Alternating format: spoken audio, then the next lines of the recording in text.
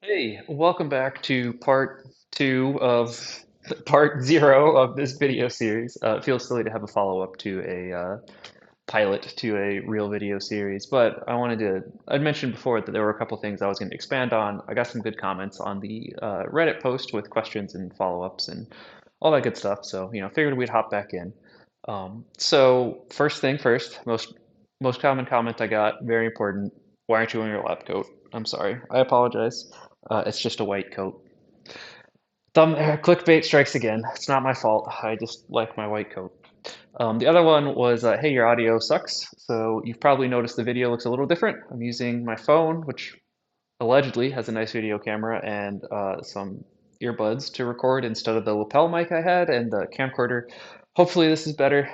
The test recordings I did, it was better, but who knows? We'll find out. Um, yeah, so I want to go ahead and get started on. So one, I went ahead and drew our 6 round 50 player tournament, just like we were looking at before. So hopefully this looks familiar. If you're watching these back to back, it definitely looks familiar. You can just watch my handwriting get worse. So I made a couple of claims, and we'll start with the easier, more straightforward one. So I said last time, however long ago it was you were watching, I said, hey, these 4 players when we were drawing our blue line, saying no matter what happens, they're in the cut, and we don't care about the outcome of their games. And then I further said, even if draws didn't exist, we don't really care about these 4 players' games because they're going to make the cut because of how tiebreakers work. And I didn't go into a lot of detail because I didn't want to take even more time. But it's worth talking about because, especially in X-Wing, there's a lot of people who aren't used to strength of schedule and a tiebreaker and what it actually means and represents. So let's take a look here. So I'm gonna circle these 4 players in blue just so it's easy to follow. So what's gonna happen here? As a reminder, we're looking at a top 8 cut, right? So that's these 6 players plus 2 more from these 12. And our hypothetical here, draws don't exist, so this is kind of one step in the, well, wouldn't it be easier to do this if draws didn't exist and you wouldn't have intentional draws making things uglier and worse for everyone? So this hopefully demonstrates why it doesn't actually matter. So we have these 4 players. What's going to happen? They can't draw, so 2 of them will win, right? 2 players go to this pool.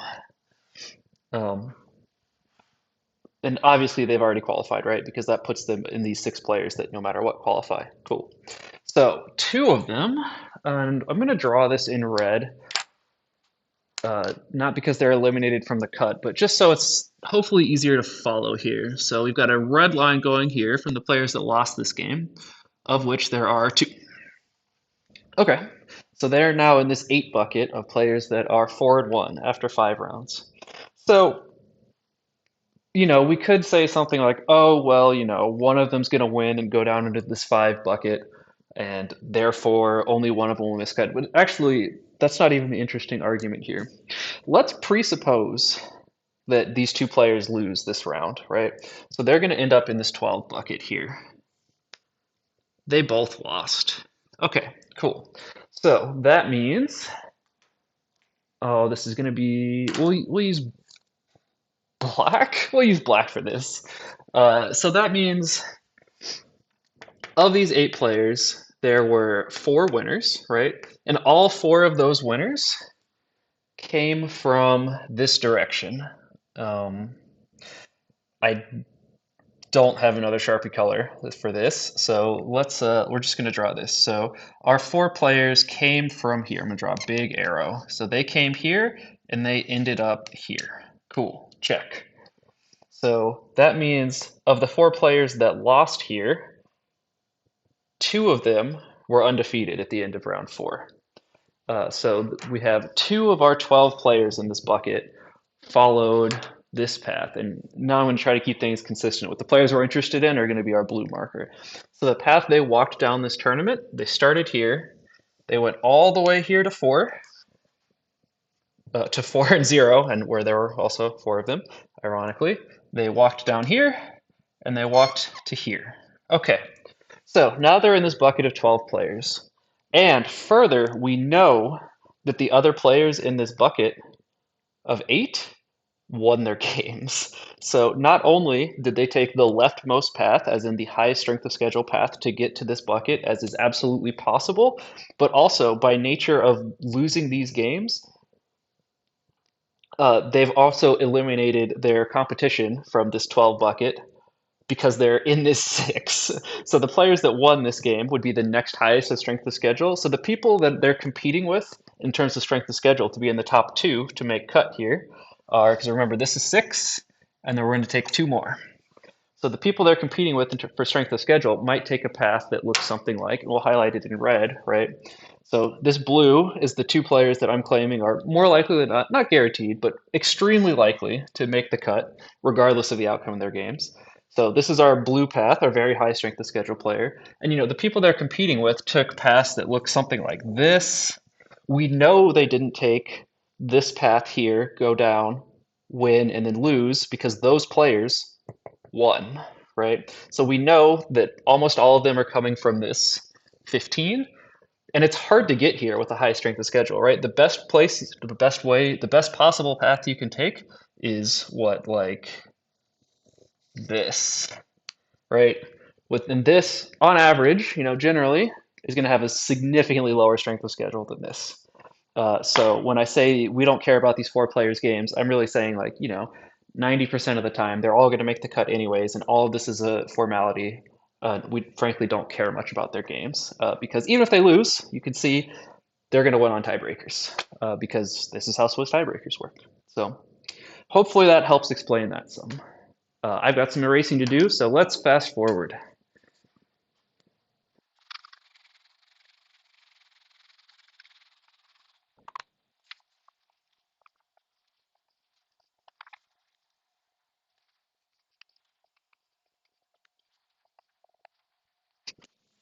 All right, and we're back. So, claim number two I made was, hey, graduated cuts don't help. And I got some very good feedback in the Reddit comments, which was, Chris, what the hell are you talking about? What is a graduated cut? So, quick explanation there. When I want to say in 2017, 2018, FFG moved their system opens to a new format, which was every player.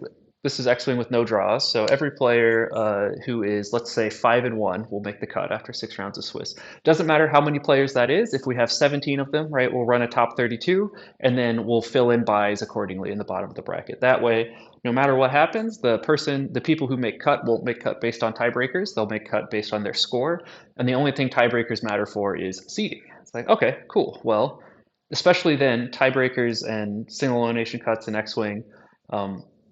There was a lot more. The general attitude was that the matchups you played and the particular players you played mattered a lot more than your seeding, and the seeding of everyone was effectively random, right? It wasn't necessarily going to be the case that the best player was the highest seeded because we had margin of victory seeding instead of strength of schedule. We're jumping down a rabbit hole, but the high level thought is rather than saying we're going to take the top 16, which I've just skipped to the bottom of our 5 round Swiss for 60 players here. So this being the end of round four, this being the end of round five. So rather than saying, hey, we're going to grab the top eight, which is, some combination of the undefeated players and the 4-1 players, you would say something like, okay, well, it's going to be everyone who's 4-1 going to make the cut. So that's if you hear someone say a graduated cut in the context of X-Wing, that's the style of cut they're referring to. And the reason I bring this up is, and ironically, I saw in the comments specifically here, it's like, hey, why are you doing all this weird, complicated stuff? Not just what we're used to doing, which is, draws don't exist. Draws are effectively losses. You need 4 wins to make the cut in a 5-round Swiss, and you're done. That way, you don't have things like tiebreakers determining your cut. It doesn't feel nearly as bad to miss cut on tiebreakers, et cetera, et cetera. Lots of things along those lines. And the real answer is this style cut kind of lets us trick ourselves into thinking that tiebreakers don't matter. But let's use this this scenario is actually a perfect example of why these graduated cuts generally don't do what people want them to. So, okay, let's say we've drawn this cut. There's no ties in this universe, so we have these 10 players. Generally, one of the downsides of graduated cuts is in a game with draws, let's say you set your threshold at 4 wins to win, your draw is effectively just equivalent to a loss at that point, right? You say if you need 12 tournament points to advance, wins are 3 points and draws are one, then there aren't enough rounds of Swiss for your draw to actually help you. That could be alleviated by doing things like saying, actually, it's not 12 points to advance, it's 11. Ironically, then you really heavily incentivize intentional draws for players that have reached the threshold where 1 point every round guarantees them into the cut. Again, I'm wasting time. So really, the root problem here that people are actually going to care about is so let's draw this cut. I'm not going to literally draw a top 16 bracket because that's going to take forever. But so we have 10 players here who are 4-1 or better, right? So let's go ahead and take them. We have 10 of them, and importantly, 2 are undefeated, 8 are 4-1. So let's just draw our standings really quickly. So we have our first seed, second seed, third seed, fourth seed, fifth seed, sixth seed, seventh seed, eighth seed, ninth seed, 10th seed, and one moment. Okay, just checking my writing room. So we're going to have then, so these are the actual seeds that are filled, right? And then we're going to have seeds, you move out of the way here a little bit so you can see, we're going to have seeds 11 to 16 are all empty. These are all going to be buys. So what does that mean? If you're familiar with the single elimination bracket, what happens is your first seed here would play your 16th seed, your second seed would play your 15th seed, your third seed play your 14th seed, blah, blah, blah, right? The player seed should always add up to 17. And we'll go into a lot more detail for why that's the case when we talk about single elimination brackets in the future. But for now, just trust me, that's how it works and that's how you want it to work. So it means that since we don't have a bottom 6 players, right? So we don't have a 16 seed to an 11 seed. So that means our seeds 1 through 6 here, these players all have a bye. In the top, because we're going to have here we're going to have 4 rounds of cut. We'll have a top 16 to a top 8 to a top 4 to a finals, our top 2. So our top 6 all have a bye and go directly to the top 8. There are no players 11 through 16. Cool. Okay, so we don't care about them. So what's actually happening in this first round of the graduated cut is we'll use red. So seed 7 versus seed 10 are going to play. So here. And seed 8 versus seed 9 are going to play. And the winners of these games are also going to go to the top 8. So at first glance, you'd say, okay, cool. Well, we have a top 16. Everyone who's in the cut didn't make or miss cut based on their strength of schedule. They made it based on their score. That's good. To which I'm going to tell you, no, that's not what happened. You have a top 8. You have a top 8 with a very scuffed Swiss round here where you're only having 4 players play for the last round into the top 8. And here's what I mean by that. Our line of players score, so first and second here are undefeated, right? Cool. But third, fourth, fifth, and sixth, they just happen to be the highest strength of schedule compared to 7, 8, 9, 10 here. And they just progress to the top 8 automatically. So if you're unhappy with tiebreakers determining who makes your cut, you ought to be equally unhappy with it deciding who gets a bye here. Because, does seventh really does seventh, should they really have to play a game to make it to the top 8 when sixth just automatically gets a bye into the top 8? Probably not. So let me erase a little bit here so you can kind of see, hopefully, try to represent this another way and make it a little more clear.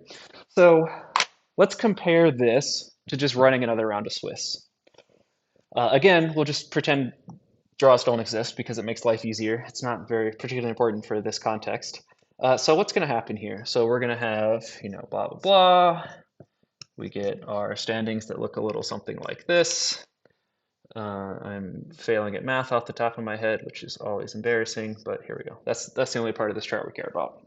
So let's say we have our top 8 cut again, right? Cool. So what happens here? So if you remember from last time, our 1 and 2 seed play but they're going to be the 1 and 2 seed no matter what happens. It doesn't like the outcome of their game doesn't super matter. They what you know one might be the 1 seed, one might be the 3 or the 4 seed, but whatever. No matter what, it's a top 8 cut. They're super making cut, and the one who loses is going to be very highly rated, highly ranked in Swiss past that. And we've had our 8 players here, so that was seeds 3 through 10. So we jumbled them all together and made them play to become the 4 and 1 seed here. So instead of grouping 3 through 6 here and 7 versus 10 rather arbitrarily because we happen to need a top 16, we said seeds 1 and 2, you're still good. You have to play a game so we can find out who's the true 1 seed. But what we're going to do is we're going to have the next 8 seeds down, which is 3 through 10. You guys are going to play, and we're going to get the top 5 out of you. So let's draw here for a second, right? So we're going to take the top 2 here. We're going to take the top 5 here, which is 7 of our top 8. Just a quick correction to a mistake I found while editing this. If you look at the 3 to 10 winners there, I have written that there will be 5 of them because I did not write down all my math beforehand and copy it off a sheet. I was doing it live like a silly person. Um, but yeah, in all seriousness, if you're paying attention, that should be 4 winners to those games. So this will not be the top 7 from Swiss with 1 player pulled from that 12 bucket. It will instead be the top 6 from Swiss, the seed 1 and 2 seeds there, the 4 winners from games 3 through 10, and then 2 players, the 2 top seeds from that 12 bucket. So it doesn't change the meaning or conclusions or anything, but if you're caught up on the math, this is a Chris math issue, not a you're missing something problem. So sorry about that. And then actually, what our regular top 8 cut does is say, okay, and also we're going to take the top 5 here, but then also we're going to reach down a little further into the standings and we're going to find the very best player with 1 additional loss passes, or 1 bucket of score lower. So instead of this, we'll use black. Instead of this 11 to 16 not existing, it's no longer 11 to 16. It's 11 to 25. And we're kind of just throwing them all together, and we're going to take one of them. And again, most realistically, there will be 13 of them, 12 of them. And most realistically, the player with the highest strength of schedule with an extra loss will actually be from this top 10, but we'll get we'll get the player who had the hardest path, who played the best opponents here. So that's why I say your graduated cut doesn't actually do what you want to. You're still playing another round of Swiss and using the tiebreakers to determine who has to play it. But if you do a full round of Swiss, you get much better seedings everywhere across the board. Versus in this case, you're telling these 4 players, hey, you drew the short sticks, you have to play each other. Good luck, have fun. And from the TO perspective, this round is technically a little bit faster than playing another full round of Swiss, but not by much, right? If you're going to do it the same day, 5 rounds of Swiss, and then this, sure, you can start tearing down your venue and everything. You're tearing down all the tables that aren't being used. But in terms of how long you have to be open, how long you need judges, how long you need staff, blah, blah, blah, you still need them here for this. So you might as well use your space more efficiently, just play a round of Swiss. So hopefully that makes sense. So those are the 2 big claims I made. There was one other thing I wanted to follow up on. Last time I mentioned we were looking at saying after 4 rounds, you've got a very clean top 16, and then they start drawing with this 50 players and 5 rounds of Swiss. And you can add rounds to resolve that, right? Or one strategy you can take to reduce the number of potential draws is to add rounds of Swiss. I think it was clear later in the video because I talked about how removing Swiss from the World Open qualifier might have also helped, right? Reducing rounds of Swiss from the last chance qualifier, sorry. But it's not necessarily just adding rounds of Swiss is always better.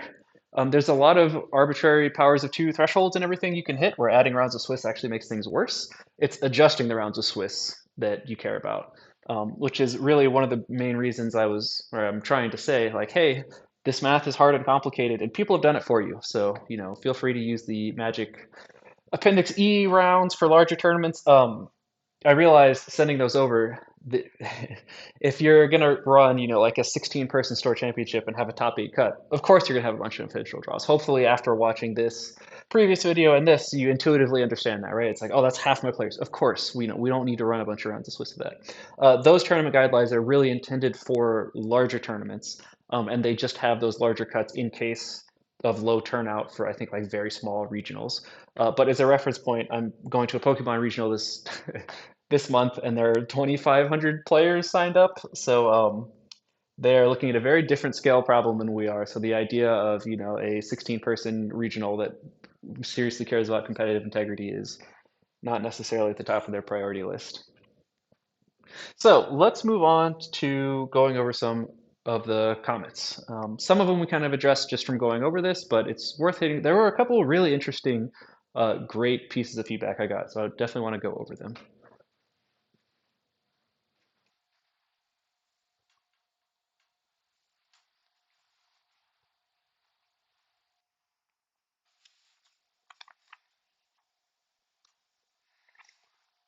So let's see. I wrote some notes down because I can't check these comments on my phone because that is what is recording right now. So let's see. From the top, no lab coat. Sorry. Audio. Also sorry. Someone caught when I was drawing the blue tiebreaker line, or sorry, not tiebreaker line, drawing the line of players that were guaranteed to make cut. I drew a diagonal line and then I made it vertical, and they were like, "What's the deal? That seemed like a mistake. It was not matching what you were saying." Yes, sorry about that. I was trying to draw the blue line initially to where the cut would end up and like make it clear that like, let's say some of the 12 players were going to make it, and then realized it was way more confusing to draw that way and didn't have time to go back and edit it and make it all make sense because that was actually the fourth time I had recorded that spiel because of various technical issues. And then I got the audio back and I was like, oh, it's still not great. All right, whatever. I'm not recording it again. They're just gonna have to deal with it. Um, so good catch. That same comment said, "Hey, you were talking about graduated cut. What's a graduated cut, Chris? What are you talking about?" So hopefully that makes sense now too. Sorry about that. Another thing that came up a couple times is, well, why not just not have draws at all? Why not just remove draws from the game? We kind of went over that a little bit, but the important thing to note there is that's not a tournament design question. It's not our job to tell the game. Like, information for a game tournament flows in one direction. The game tells the tournament stuff. It's not like if we're running a tournament for the game, we shouldn't be looking at like changing the rules for the game. A draw is a legitimate, normal outcome to the game, whether we like it or not. I can, I promise you, I don't like it in the finals of tournaments. But it's not something we have control over or power over. So like, I don't have an opinion as like TO Chris doesn't have an opinion on whether or not draws are good or bad for the game because it's just a fact, right? There are draws, so we ought to have tournament formats that support draws. If AMG came along and said, actually, we've added some tiebreakers into the game, like, whoever has more ship destruction points in the event of game score tie wins the game. And then there's another tiebreaker past that, and blah, blah, blah. And, it works out that eventually there are just no draws. It's like, okay, well, cool. We can get rid of some scenarios because now we just have two outcomes to a game instead of three, right? It's a little simpler. So from the tournament perspective, draws don't actually make things worse. So a lot of the suggestions that you see or conversations you see online are like, oh yeah, it's annoying because a draw is effectively a loss because they're working in a framework where we're talking about these graduated cuts. So I drew and I lost. So then you start having players just lying about their game results, and instead of drawing, they flip a coin to report who won, which is extremely against the rules. Pro tip: don't do that. So it's just a fact of the game. Swiss works well with draws. There's no reason to panic. It's going to be okay. Let's see. Um, Actually, I think my favorite question anyone asked, because it reminded me of the like wide variety of people that are playing and posting. Someone said, "Why why do a top eight at all? Why not play 6 rounds of Swiss, get really good seeding for your 50 players, and then run single elimination with all 50 players, right? So you have your first seed, your top 14 seeds, 13 seed, whatever, have buys, right, and then from there on out, you'd have a top 64 bracket and then top 30, and do single elimination with every player, right? Um, and it's like, well, actually, that would be great if we could. The reason that this Swiss to cut format is popular is purely time constraints. So, like, if you're running your local league, or like a series of tournaments or something, not only could you do that, I would encourage it. That would be great. One of the big downsides of these single elimination tournaments is it puts your players that don't qualify for said single elimination portion of it in an awkward position. Do they just go home? Maybe they want to watch their friend play, but honestly, they might just want to play more X-Wing. So, like, they showed up to play. So, allowing them to participate in single elimination is good because it lets them play. But also, the upside of the way single elimination pairing works is your worst players are going to play very good players right away, which is usually, I don't want to say always, but usually a good experience for the new player to realize, like, oh, I got absolutely steamrolled in this game. How do I not have that happen, right? You can kind of see how much better. Like if I go and I played in a chess tournament, I would be a very bad seed. I'm terrible at chess, right? And then let's say for some reason I was in the cut, right? I would get paired against one of the best players at the tournament, and they would crush me. And I could see like, oh, here's all the things I should have done to get better, which is cool. But yeah, hopefully that answers that question. Um, One of the other comments was this is kind of I'm going to wrap a couple in one. Um, so something I want to do in the future, now that I've given warning, is instead of kind of paraphrasing comments and everything, I want to just like put them on the screen and say, "Hey, X person said this. Let's talk about it." But I realized it was kind of like putting people on blast for doing without warning. Obviously, we're not going to like, "Haha, this person said this. What a moron!" That's not the point. That's not something that's going to happen. But so something that like a common recurring theme in the comments was how do you avoid having players not play games? And it was interesting because it's kind of, I want to say missing the point. It's missing the incentive structure problem. If we're saying things like, I want to make sure my top players play their game, um, your Swiss tournament doesn't care. Like, let's look at this round 4, 5 game here of these top two players. The tournament itself, like we mentioned a lot, doesn't matter. The outcome of the game doesn't matter much unless for some reason you really care about the 1 seed versus the 2 seed. It's frankly just not a big deal. One of them's going to be the 1 seed, one's going to be the 2 seed. Ironically, in this case, it actually matters a lot because one of them might get pared down into someone who has a lower score. But right, in terms of whether or not they're going to make cut, the 1 and 2 seed games, it just doesn't matter. We don't care. It's no big deal. But there's some like instinctive emotional aspect that I want you to kill inside yourself that you should just not care. There's no reason to care. There's no reason to be emotionally invested. But I understand that you might still care. So some situations where, and you might say, well, I want to watch these good. Like maybe we're running a stream and, our stream really wants to watch the best two players play now instead of when they'll probably meet in the finals, right? How do I get them to do it?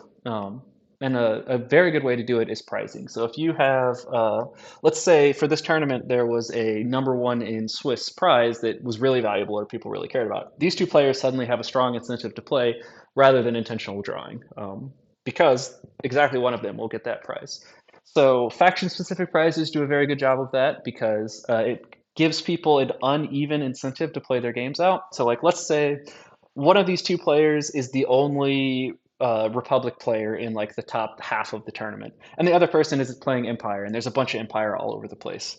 The Republic player is going to be the top Republic player no matter what and doesn't care, but they get paired against the other top 2 seed, which is that Empire player. That Empire player, if they want to be the top Empire player, if they want to guarantee it, now they have to play, and that means that obviously if your opponent isn't willing to accept your intentional draw, you can't intentional draw. So those kind of prizes and structuring can help you if you're trying to avoid intentional draws. And if you remember, so FFG did similar a couple times in the past. There were the target locks in some of the first edition system opens. Every game you won, you got a higher tier target lock. So your fourth win, you got one. Your fifth win, you got one. Your sixth win, blah, blah, blah, all the way to, I think it was 8 or 9 or something, So there's like only a couple people have the rare undefeated in Swiss system open target lock. Dion did something similar at the 2022 Adepticon. If you went undefeated in Swiss, you got a template tray, which was valuable, and we saw very few intentional draws that last round because of it. Yeah, so there are some things you can do price and incentive wise that are not necessarily tournament rules. And I think double checking that is everything. So thanks for listening. I think I finally have a name for this series. I'm not gonna spoil it now. I know no one but me cares. But the next one of these will be a significantly lower level, not half hour long. crash course of crazed ramblings about specifics. We're going to start from the ground up, like, hey, what's a round robin tournament? How do they work? What are the upsides? What are the downsides? What's a Swiss tournament? How do pools work? All that good stuff. So if you're wondering, like, hey, it's the new year, I want to get a new league set up structure for our 20 people that play locally, and we meet every month.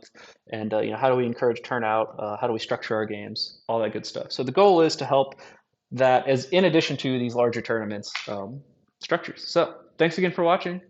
Have a good rest of your day.